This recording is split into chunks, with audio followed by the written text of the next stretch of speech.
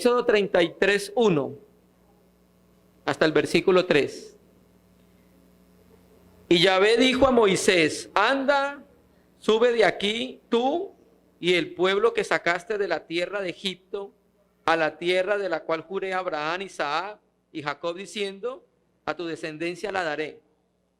Yo enviaré delante de ti el ángel y echaré fuera al cananeo y al amorreo y al eteo y al fereceo y al heveo y al jebuseo a la tierra que fluye leche y miel. Pero yo no subiré en medio de ti, porque eres pueblo de dura cerviz, no sea que te consuma en el camino. Versículos 13, 14 y 15.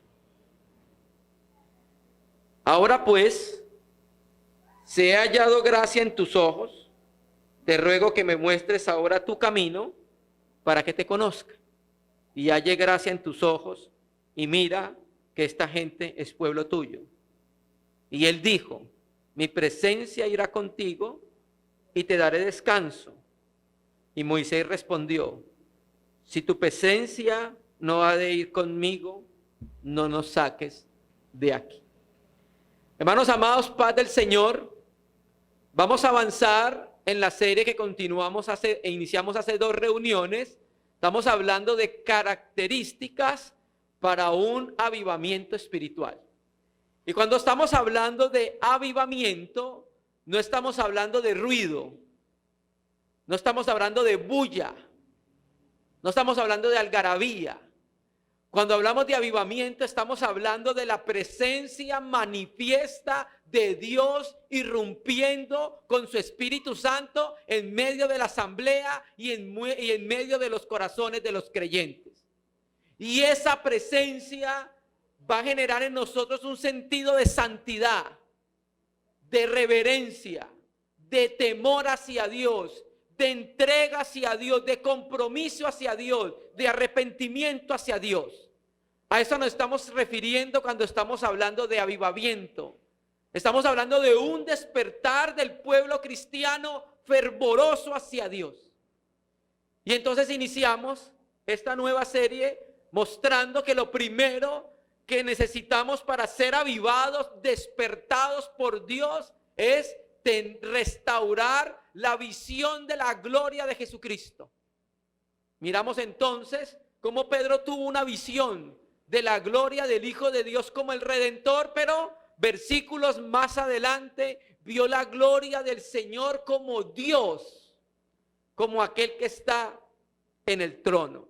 Y esa visión del glorioso Cristo gobernó toda la vida de los apóstoles. Juan escribe al final de su carrera en el Evangelio de Juan 1:14, y el verbo o el logo se hizo carne y habitó entre nosotros, o tabernaculizó entre nosotros, y vimos su gloria.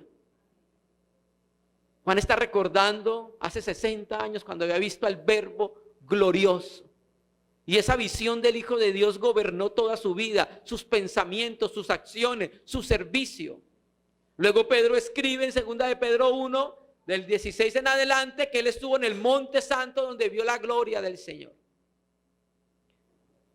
Y entonces vemos que la visión de la gloria de Cristo transforma los corazones de los hombres. Vuelve hombres débiles en hombres fuertes. Vuelve hombres y mujeres pecadoras en hombres y mujeres santos. Entonces la visión de la gloria de Cristo es lo primero que tiene que ser restaurado para que Dios irrumpa con poder, con su presencia en medio de nuestra asamblea y en medio de nuestros corazones. Luego vimos que la segunda característica que necesitamos es restaurar la predicación de la palabra con poder. Necesitamos en las iglesias que nuevamente se vuelva a colocar en alto la antorcha de la palabra que ilumina la mente y los corazones de los cristianos. Lo que Dios dice, predicaciones bíblicas, expositivas y espirituales, que nos ayuden a conocer quién es el Señor, a reconocer nuestro pecado y volvernos cada vez más a Él, conocer su voluntad, conocer su palabra. Por eso necesitamos invertir en nuestros varones, en nuestros líderes, para que tracen bien la palabra de verdad. no solo bien en el sentido expositivo y técnico, sino espiritual. Y este tercer punto, para seguir adelante viendo las características que necesitamos para un avivamiento en medio de la casa de Dios, es que la iglesia necesita volver a tener un ambiente de honra para que Dios manifieste su presencia. Muchas veces Dios no irrumpe con poder en las iglesias porque no hay santidad, porque no hay honra para el Señor. Miramos estos versículos. Recordamos nosotros que la historia de Israel en el desierto fue marcada por algo muy importante y era el tabernáculo de reunión. Ese primer tabernáculo que Dios hizo, mandó a Moisés y al pueblo de Israel que hiciera, era un lugar santo en la tierra, apartado, por eso ese lugar había sido ungido con sangre y aceite, porque Dios iba a manifestar su presencia en medio del pueblo de Israel. ¿Cierto? El primer tabernáculo que Dios creó fue el hombre, en el huerto de las delicias, en el huerto del paraíso. El hombre peca, ¿cierto? Ese tabernáculo se daña, se envejece. Pablo le llama viejo hombre a ese tabernáculo.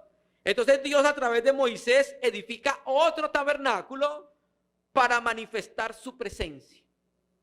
Y si había alguien que disfrutaba y sabía que era la presencia de Dios, era Moisés. El hecho de que Moisés después de 40 días bajara con el rostro refulgente muestra que había estado en su presencia. Sabía, percibía la presencia de Dios y él sabía que eso era lo que él necesitaba para guiar el rebaño de Dios durante el desierto. Entonces el pueblo de Israel tenía que empezar a conocer como Moisés, a percibir como Moisés la importancia de la presencia de Dios en sus vidas. Moisés subió al monte en el capítulo 24, en el 12 y 13, y bajó en el 32:7.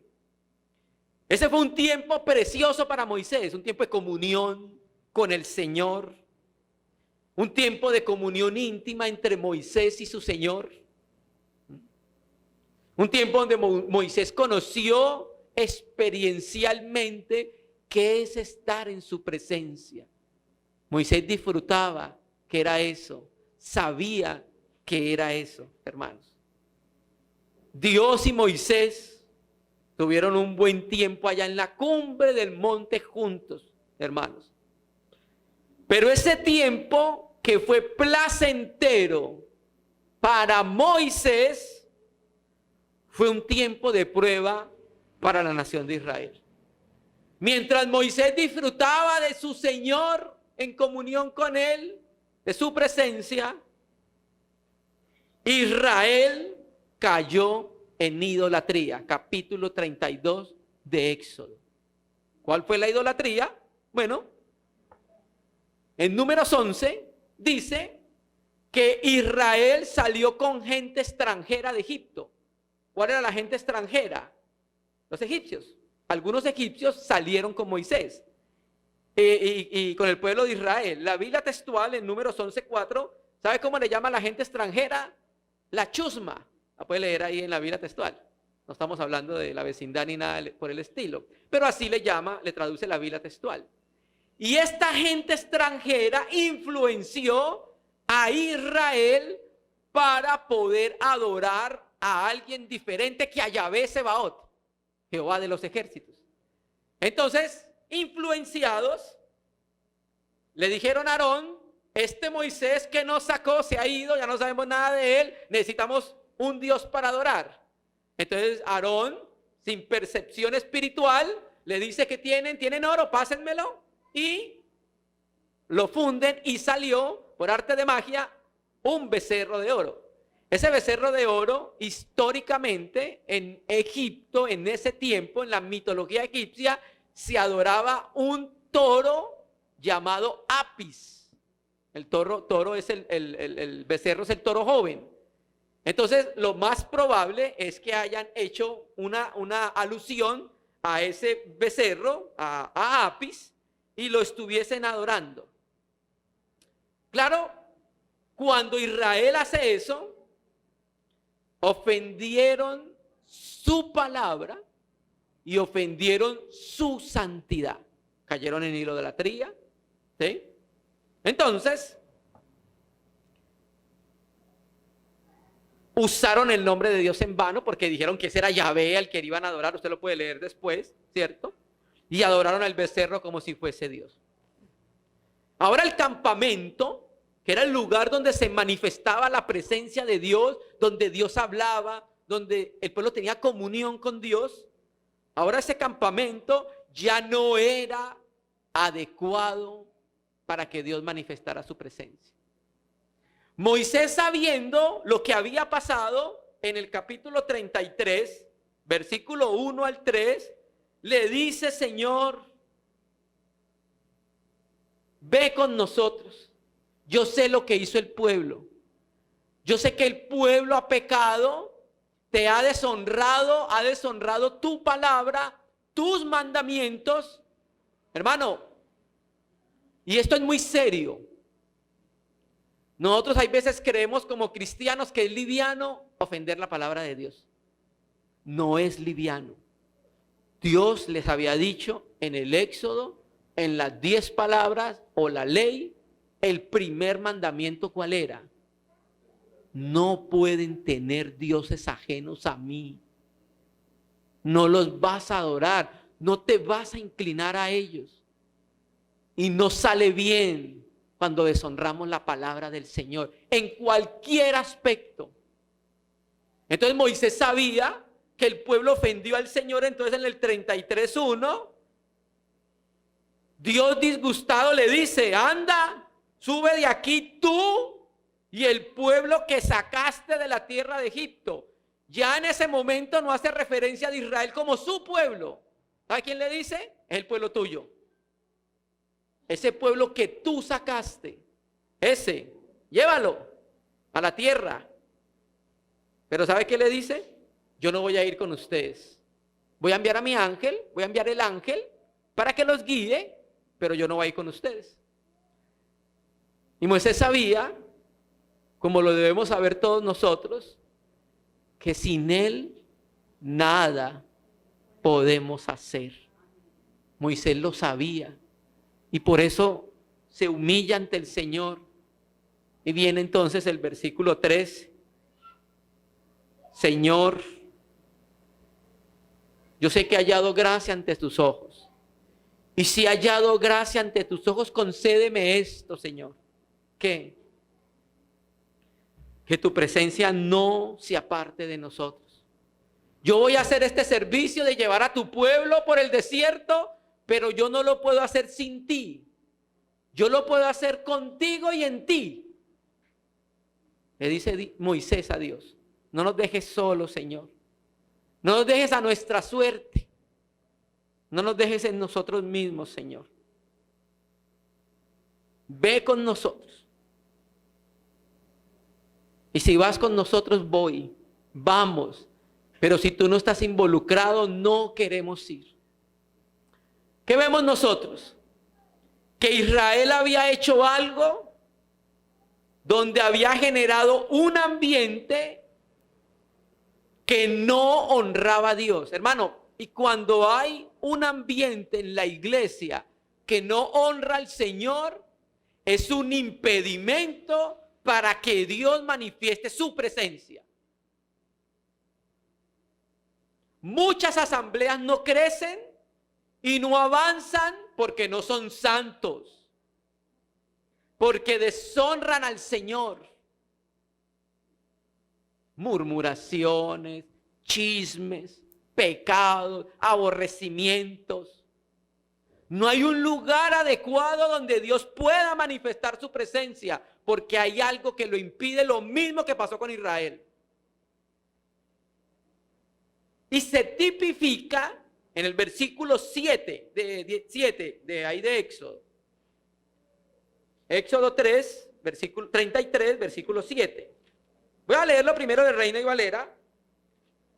33:7 dice: y Moisés tomó el tabernáculo y lo levantó lejos, fuera del campamento, y lo llamó el tabernáculo de reunión. Cualquiera que buscaba a Yahvé salía al tabernáculo de reunión que estaba fuera del campamento. Leo la Biblia textual. Dice: y tomaba Moisés la tienda y la levantaba lejos fuera del campamento, y fue llamada tienda de reunión, y todo el que buscaba a Yahvé salía a la tienda fuera del campamento. ¿Por qué traje la Biblia textual? Porque cuando dicen en Reina Valera en el 7, y tomó el tabernáculo, este no es todo el tabernáculo de reunión. Aunque aparece la palabra tabernáculo, no es todo el tabernáculo de reunión donde estaba el altar de bronce, donde estaba la mesa de los panes de la proposición, donde estaba el altar de los inciensos, donde estaba el arca. Ese no es el tabernáculo al cual se está refiriendo. Generalmente la palabra hebrea para tabernáculo es diferente de la que aparece acá. La palabra hebrea para tabernáculo es mishkan. Aquí es tienda y es la palabra ohel. Entonces aquí, ¿cuál tienda y cuál tabernáculo era? El de Moisés. Lo sacó, lo puso afuera del campamento, afuera de la congregación del pueblo de Dios, lo sacó a un lado. Y ese hecho de que la tienda haya salido fuera del campamento muestra que ya la presencia de Dios no iba a estar más en el campamento. Y mire cómo termina, vea. Texto: y tomaba Moisés la tienda, o sea, la tomaba en cada etapa de la peregrinación, y la levantaba lejos fuera del campamento. Antes la presencia estaba en medio del pueblo. La nube estaba en medio de la nación de Israel. La nube los guiaba. La nube era símbolo de la presencia del Señor, que ya a la luz del Nuevo Testamento se entiende que hace referencia al Espíritu Santo. Entonces la nube estaba en medio del pueblo, la nube paraba, el pueblo paraba. O sea, la presencia de Dios se quedaba quieta, el pueblo se quedaba quieto. La presencia de Dios en la nube se movía 3 metros, el pueblo armaba y se movía 3 metros. La nube paraba, el pueblo paraba. La nube volvía a arrancar, el pueblo desarmaba y caminaba 1 kilómetro hasta donde la nube parara. Eran guiados por la presencia del Señor, algo glorioso. Israel no se movía por sus sentimientos y emociones. Israel se movía por dirección de su presencia. Cuando pecaron, esa nube sale de en medio de ellos y se manifiesta solo en la tienda de Moisés. ¿Por qué? Porque el campamento no era un lugar de honra para el Señor. Y es algo que tenemos que recuperar con vidas apartadas, con vidas santas, con vidas alejadas cada vez más del pecado, hermanos. Ese campamento, después de que pasó eso, ya no era reconocido como el lugar donde Dios manifestaba su presencia. Dios ya no estaba ahí y no podía estar más ahí porque no había santidad. Y la santidad del Señor no podía permanecer en ese pueblo. Entonces por eso Moisés toma la tienda que estaba dentro del campamento antes y la levantó fuera del campamento. ¿Y qué pasó? Por consecuencia, un nuevo centro de comunión fue establecido. Mira, hermanos, cuando Moisés llegaba al campamento, caminaba, después de eso, los israelitas, cada uno salía de su tienda. Usted puede leer todo el capítulo 33, 32 y 33. Se paraba en su tienda, en su puerta, y veía cómo Moisés iba pasando, sin decir nada. Iba pasando hasta que llegaba a la tienda, allá afuera, y veían cómo la nube se posaba en esa tienda. Y eso servía para que se dieran cuenta que habían hecho idolatría, pecado y deshonra ante el Señor, y por eso ya no estaba en medio de ellos, sino que estaba afuera. Por eso termina diciendo el texto: y fue que cualquiera que requería Yahvé salía al tabernáculo del testimonio, que estaba ¿dónde? Fuera. Versículo 7. Que estaba fuera del campamento, ya no más en el campamento de los santos, ya no más en la congregación de Israel. Esteban, hablando de lo mismo, cuando fue apedreado y muerto, lapidado por el liderazgo israelita, él dice esto así, lo mismo. Vamos a Hechos 7, versículo 41. Hechos 7, versículo 41 y 42.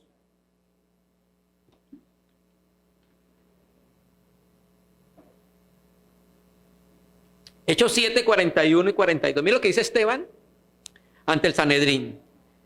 Entonces hicieron un becerro y ofrecieron sacrificio al ídolo, y en las obras de su mano se regocijaron. 42, escuche su Biblia.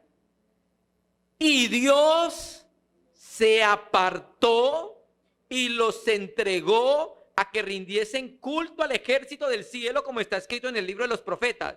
¿Acaso me ofreciste víctimas y sacrificio en el desierto por 40 años, casa de Israel? Mire lo importante. Esto mismo vio Esteban y utiliza la palabra griega donde dice apartó. ¿Sí lo puede ver? Apartó. La palabra griega estrefen. Esta palabra está en aoristo, o sea, una acción concluida. Se fue definitivamente. Y esa palabra estrefen significa dar la espalda a las personas. Mire, hermanos, antes de ser de Cristo, nosotros estábamos de espaldas a Dios, ¿cierto? Por el pecado.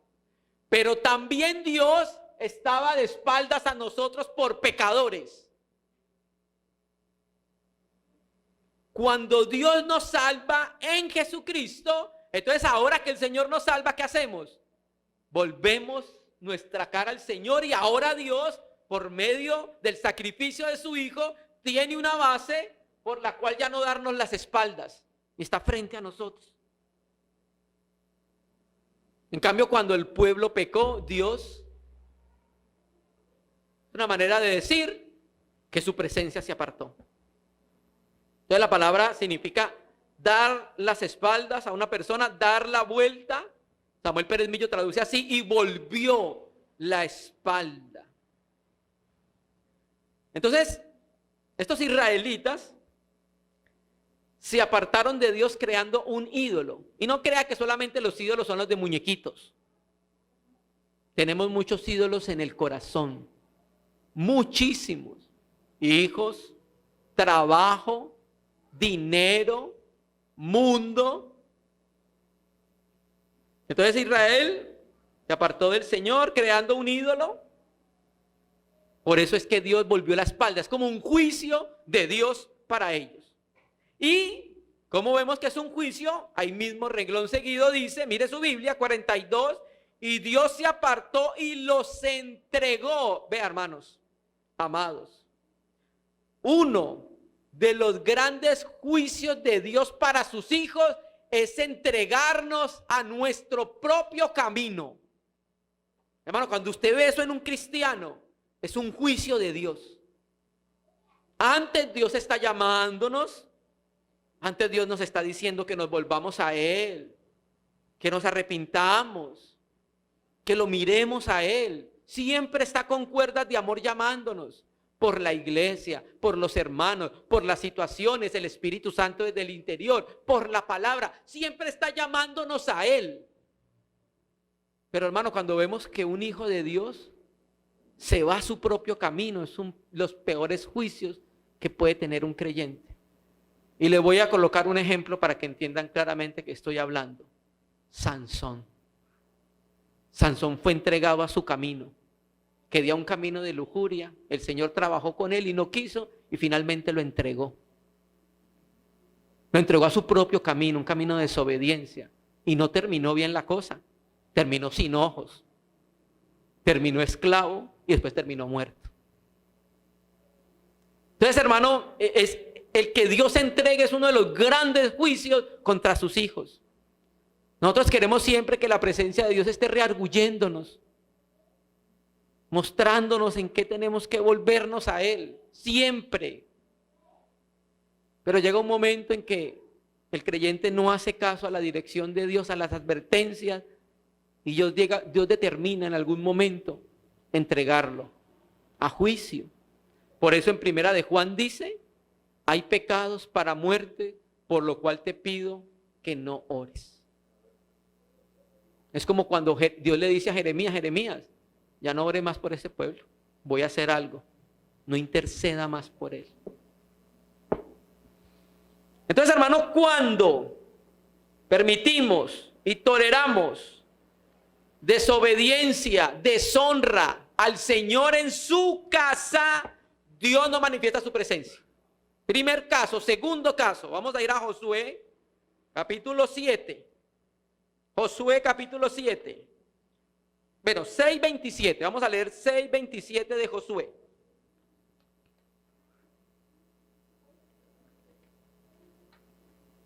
Entonces, cuando hay un ambiente sin honra para Dios en su casa, Dios no irrumpe, Dios no se manifiesta, Dios no guía.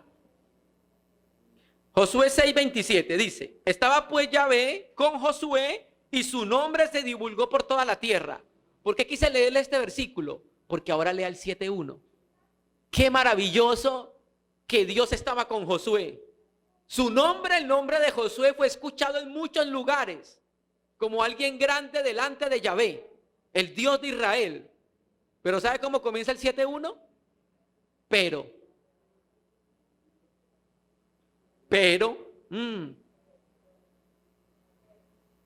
Esa conjunción pero aparece muchas veces en la Biblia para llamar la atención muchas veces en fracasos.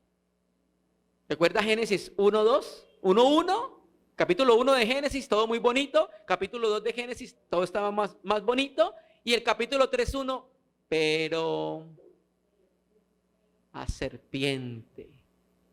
Y a Timoteo se le dice, uno de los puntos importantes de la epístola de Timoteo, él le dice, pero tú, o sea, ellos están haciendo eso, pero tú, 3-4 veces aparece esa amonestación.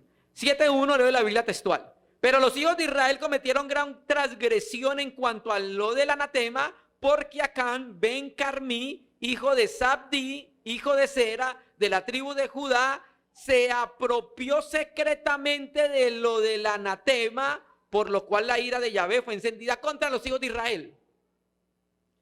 Esa nación, Jericó, Dios le dijo que toda iba a ser entregada al anatema. Entregar al anatema significa a destrucción. No podían tomar nada de eso. Bien. Entonces, Acán vio por allá un manto babilónico pagando y un lingote de oro, desobedeciendo la palabra del Señor. Y lo tomó. La palabra Acán etimológicamente significa el que turba, el turbador. Eso es lo que significa Acán. Y él, como dice, trae la Biblia textual porque dice se apropió secretamente, o sea, nadie supo. Lo hizo sin que nadie supiera, en secreto. Y aprendemos algo muy práctico para la vida cristiana. Lo que hagamos en secreto, tarde o temprano, va a salir a la luz. Dios lo va a descubrir, queridos hermanos y hermanas. No se va a quedar así.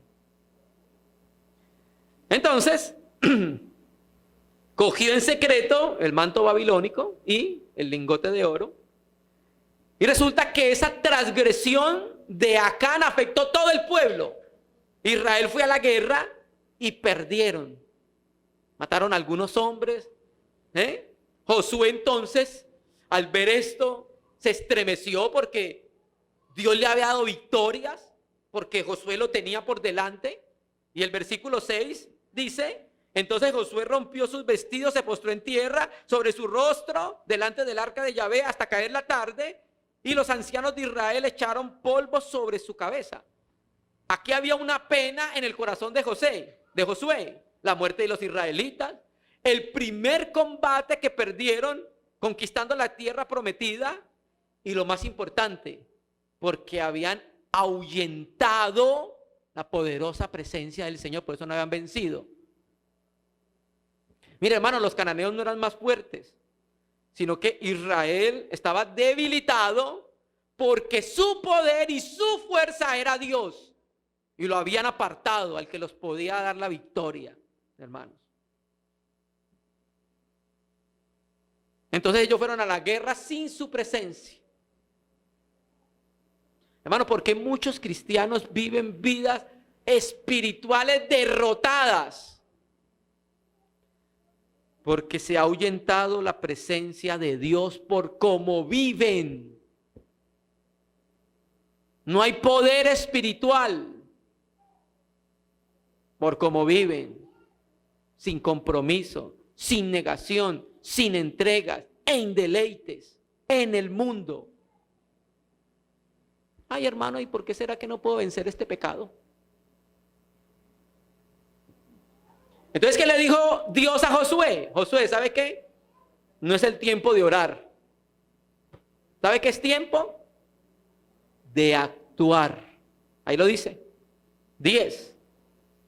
Y Yahvé dijo a Josué, levántate, ¿por qué te postras así sobre tu rostro? Israel ha pecado y aún ha quebrantado mi pacto que yo les mandé. También ha tomado el anatema y hasta han hurtado, han mentido y aún lo han guardado entre sus enseres. Por esto los hijos de Israel no podrán hacer frente a sus enemigos, sino que delante de sus enemigos volverán la espalda, por cuanto han venido a ser anatema del pueblo de Dios. Y escuche su Biblia, ni estaré más con vosotros si no destruyeres el anatema en medio de nosotros. ¿Sí ve esa frase? Ni estaré más con vosotros. ¿Sabes qué quiere decir? Cero presencia de Dios. Sin su presencia. ¿Van a la guerra? Vayan. O van a ir solos. Y lo más probable, 100% seguro, es que perdamos. Porque si no va a Él, no sirve. Y nosotros no queremos una experiencia de vida así. Lo queremos es a Él. Lo queremos hacer con Él. Lo queremos hacer en Él. De lo contrario, hay pérdida. Entonces a Israel en ese momento no tenía un ambiente adecuado para que Dios manifestara su presencia. Josué tenía que intervenir. Dios le dijo a Josué que iba a retirar su presencia si ellos no restauraban el ambiente de honra adecuado para que Él se manifestara. Entonces, hermano, cuando Israel peca, ¿qué pierde? Su presencia. Cuando el creyente peca, ¿qué pierde? La presencia del Señor. ¿Recuerda lo que dice Tesalonicenses? Y no apaguéis el espíritu. ¿Qué quiere decir? Ya no opera con poder. Somos solos nosotros. Entonces, a causa de este pecado, Dios se mantuvo alejado de Israel. Su presencia dejó de estar con ellos. Israel había perdido la presencia del Señor y ya no eran uno con Él, hermanos, ¿cierto? Y mire, hermanos, que en el capítulo 1, en el versículo 9, Dios les había dicho, Yahvé, tu Dios estará contigo donde quiera que vayas. ¿Y saben qué se cambió eso? No estaré más con vosotros. Terrible, ¿no? Ahora ya no tienen el apoyo divino. Otra vez, sin Él nada podemos hacer. No somos nada sin Él, sin su presencia. Entonces Josué tenía que actuar para volver a generar un ambiente de honra. Entonces, claro, lo más probable es que haya sido por Urim Tumim. Entonces empezaron a darse cuenta, bueno, de la tribu de Judá, de tales y de tales, la familia de Acán. Lo pillaron, hermano. Confiesa tu pecado, hijo mío.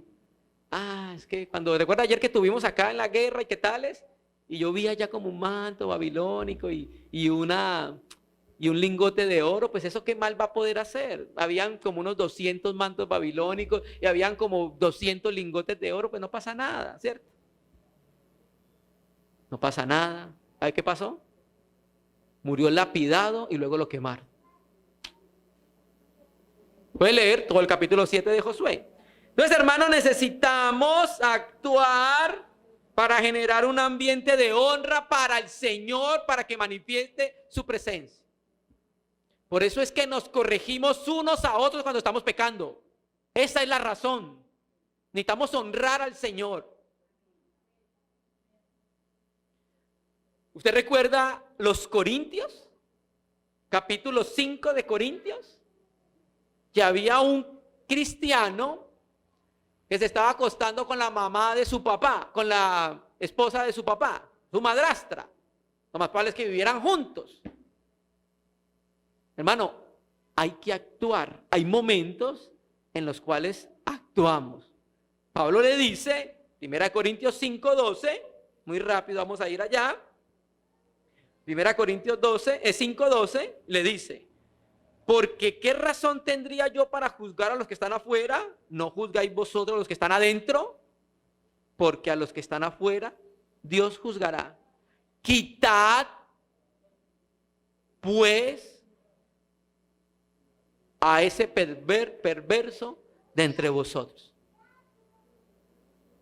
Ay, hermano, es que usted es tan duro. ¿Sí?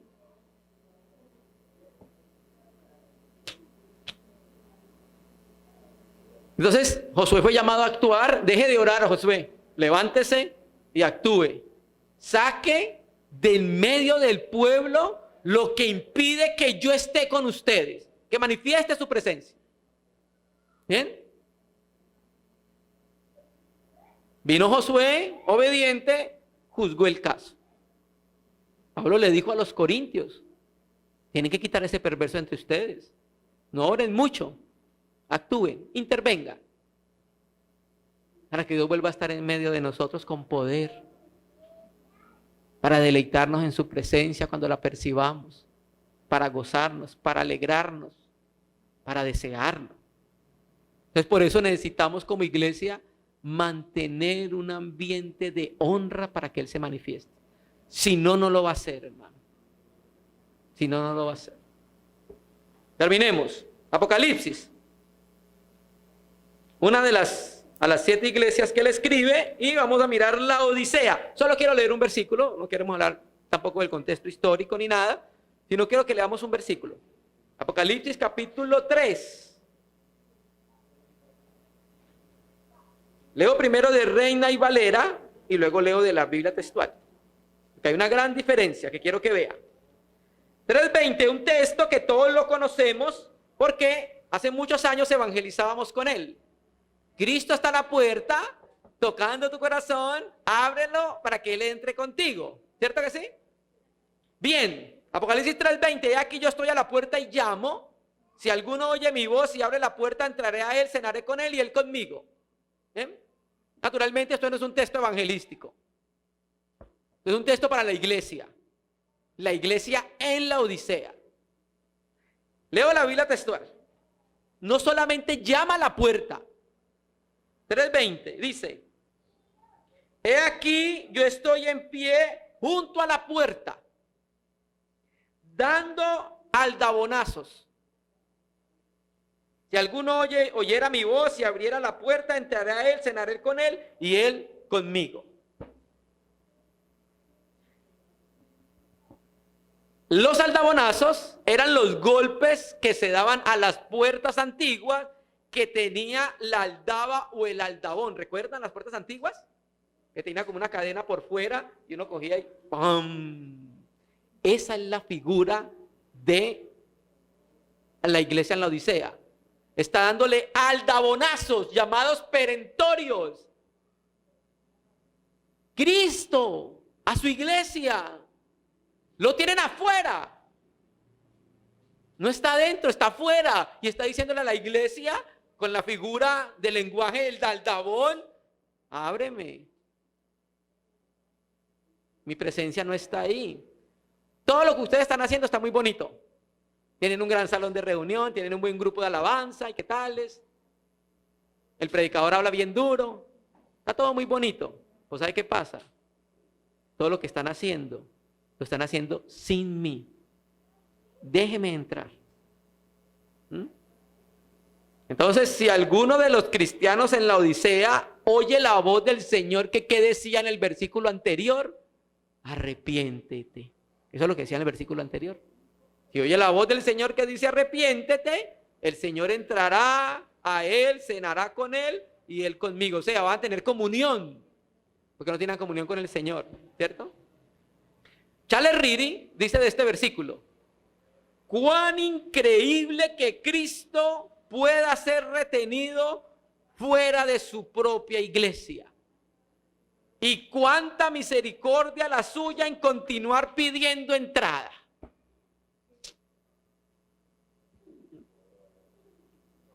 Entonces la iglesia en la Odisea tenía conocimiento, pero no tenía su presencia. Señor, ayúdanos.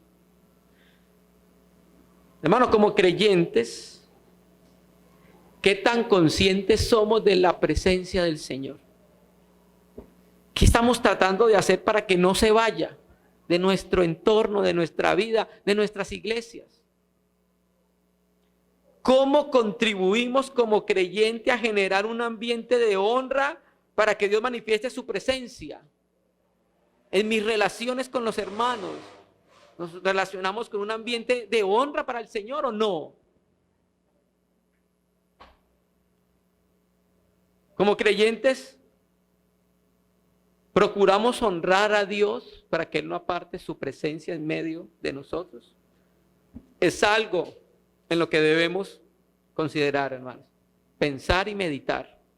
Queremos, anhelamos que Dios nos despierte, irrumpa con poder a través de su Espíritu en nuestras vidas y en nuestras iglesias. Pero necesitamos tener un ambiente adecuado de honra para que Él se pueda mover libremente. Padre, perdónanos si no hemos tenido una vida adecuada y si no hemos tenido una vida adecuada de iglesia que impide que tú te manifiestes. Te pedimos que nos ayudes, Señor. Oh, Señor, no queremos que estés fuera de la comunión, queremos que estés adentro y que te estés paseando entre los candeleros, caminando, trabajando con poder. Ayúdanos, Señor, a corregir aquellas cosas que impiden que tú te manifiestes en tu casa, Señor. Te pido que esto que estamos compartiendo ilumine nuestra mente y corazón, nuestro espíritu, y nos ayudes a reorientar nuestra vida cada vez más a ti. Damos gracias, mi Señor. Unge tu palabra, santifícala en nuestros corazones. Que ella cumpla el propósito por el cual tú la enviaste, Señor. Te bendecimos y te agradecemos en el nombre de Jesús.